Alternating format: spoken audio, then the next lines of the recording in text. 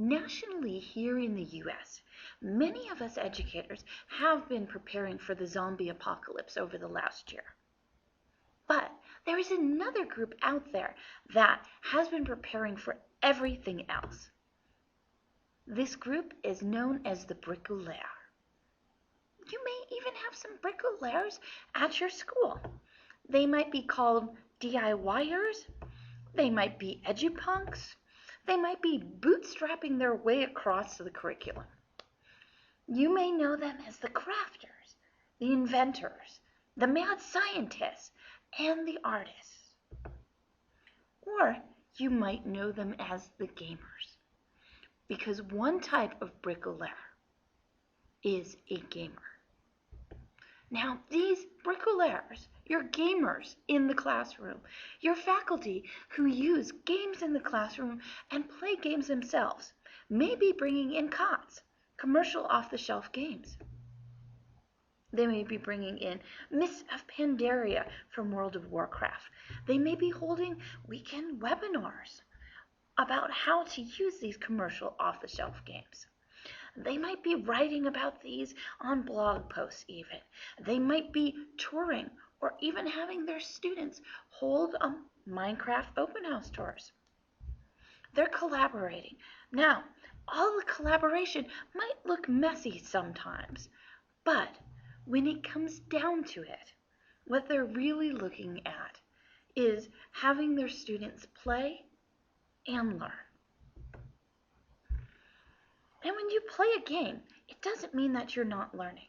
It doesn't mean that you're not doing math. It doesn't mean that you're not collaborating or playing by yourself.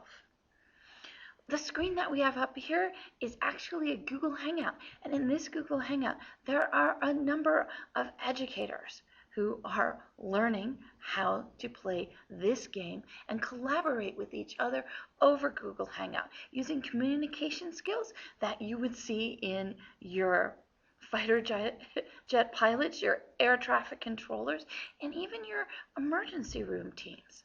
This kind of spot-on constant communication that's built in a team. Your bricoleurs who game, the ones who are bringing games into your classroom, might even be exploring space.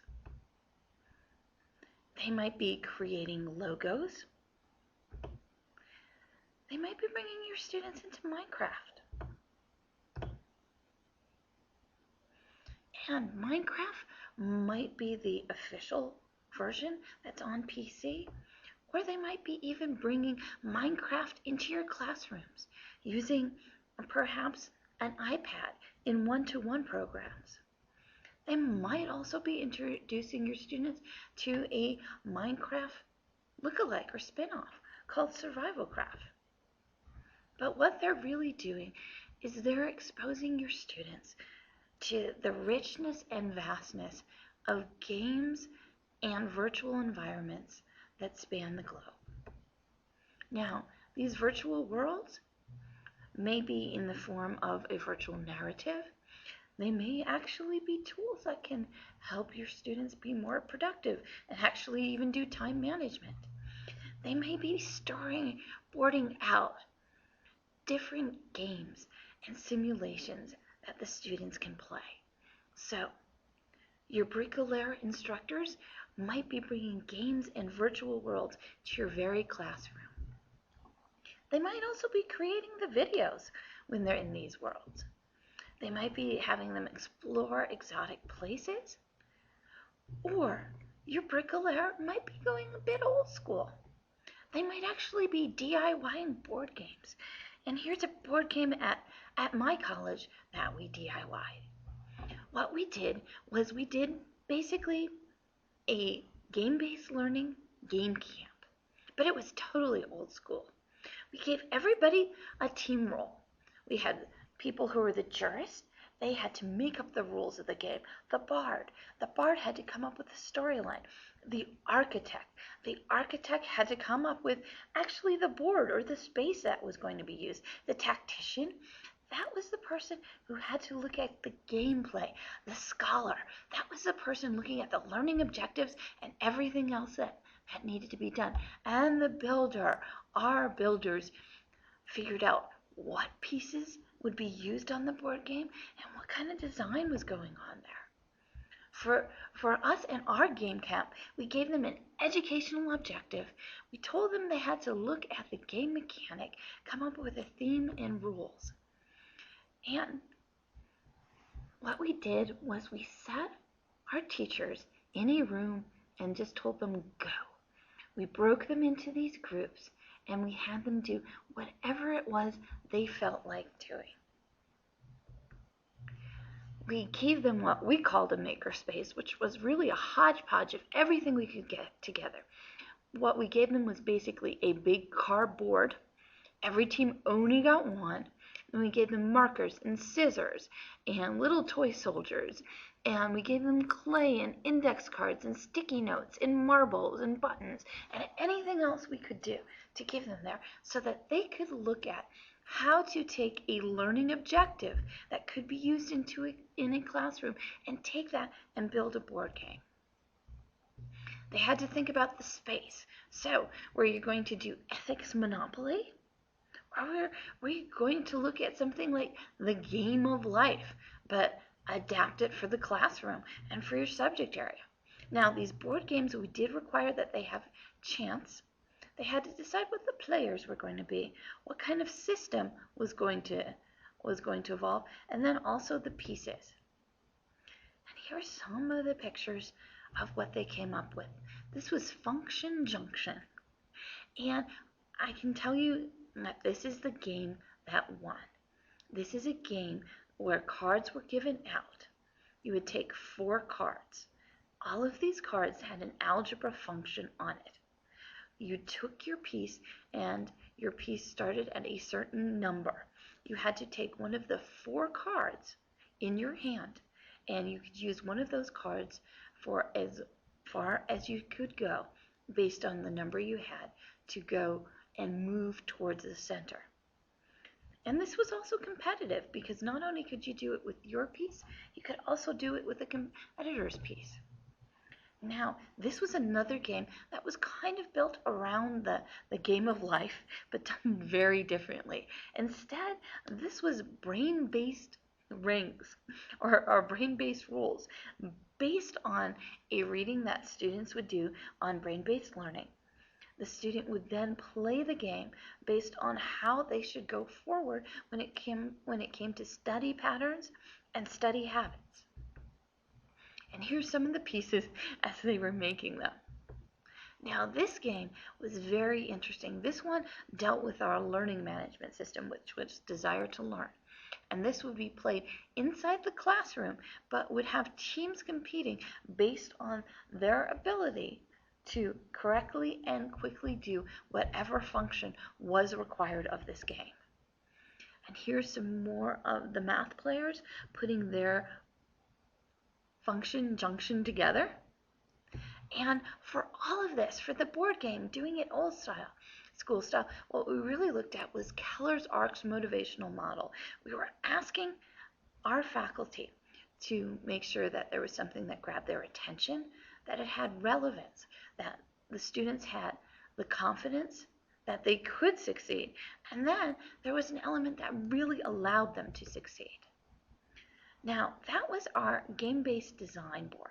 What we've also done is we've also done ARGs, ARCs, or alternate reality games. It's a different way of doing a case study or looking at history. It is a genre, and depending on your classroom, you might stick very close to the genre, or you just might take ARC-like elements and use them in the classroom. But here are really some of the things that you're going to need. You're going to need things like, if you're doing an ARC, goals, rules, some sort of either competition or conflict. With us, we've always given ARCs. We've always allowed them to be timed so that adds that little extra game element into it. And sometimes what we also have used, we've also used levels that open up things as you're going along. Now, for any ARC, and there's more literature on it, but for this recording that we're doing, we just want to get you thinking about this. Okay, for an ARG, what you're really going to be looking at is taking that case study and making it, having a narrative where you scaffold what you give the students, that you provide an experience for them to get into the flow of it. So getting into the rhythm of the puzzle or the mystery of the game. And also allow them to give feedback. So it's not like a case study where students read about a certain case or read about a certain history and they write something up and it's over and done, other than some grade and comments. You're going to be giving constant feedback with an ARG. And the last thing that you're going to want to do is allow for Fiero. Allow them that when they solve something like this, that they feel totally like there is an accomplishment, something that they would jump up in the air, fist pumping and going, yeah, I did this. I solved this one. I got this clue. I've done this puzzle. I got this one. I understand it. I've won. This is something that we want from our students, whether it's the old school board games, whether it's PowerPoint Jeopardy, if you're bringing that in, or if it's an ARG. We want the students to get that feeling of accomplishment. So some of those other ARG game elements are Puppet Master. You as a teacher, you're the Puppet Master. What does this mean? This means you're not a game designer who designs a game and then walks away and hopes people will play it and enjoy it. No, the Puppet Master is involved at all times and can be tweaking things and changing things all along the way. This also works with this next one, interactive narrative, meaning the story can change. Students couldn't get this clue. Guess what? You can change it a little more. You can give them a different clue. You can give them a little addition. Maybe they solved it too fast. Maybe they were so smart and they got it so quickly, you have to come up with something else. So that's the interactive narrative. Maybe it's them leaving something on a blog and you going back and posting something. Again, as a Puppet Master. Other things are the rabbit hole. Straight from Alice in Wonderland. This is the thing that gets you going. It's the hook. The trailhead, this is where they're getting the first clue. And the last thing for that games element is transmedia. And transmedia, what that means is you're not just looking at one platform. So you're not just putting it on a blog. You're tweeting it. You're putting out QR codes. You're leaving a little crumpled up note, maybe in the hallway for them to find. There's something that's been left up on YouTube. You're having one of the other teachers drop a little clue. You're putting something up on a bulletin board. You're putting up an Instagram. So transmedia means they're getting it from multiple places. Again, we're trying to break away from that case study textbook model where everything is located in one place. Come on, let's be honest. In our professional life, haven't we had to go lots of different places, navigate lots of different things, and practically play scavenger hunts sometimes to find information? Chances are you have. And guess what? You want to teach that information and research fluency to your students too. So go ahead and you can totally do this in a game. Now, with an ARG, remember some of these key components. Archaeology is learning. What this means is students have to dig. Things aren't spoon-fed. Students have to look and do research and go on the internet and go into textbooks and go to the library and whatever other place they could possibly find research, they have to go there. And guess what? The thing about archaeology is you just don't find that clue. You have to dig. Not only you have to dig, you have to clean it up, whatever you found. So, students have to reflect and go back and look and see, is this a good source? Is this a good place to get information? And does the information that they found then, the clue, does it have to be filtered or interpreted? Really think about this.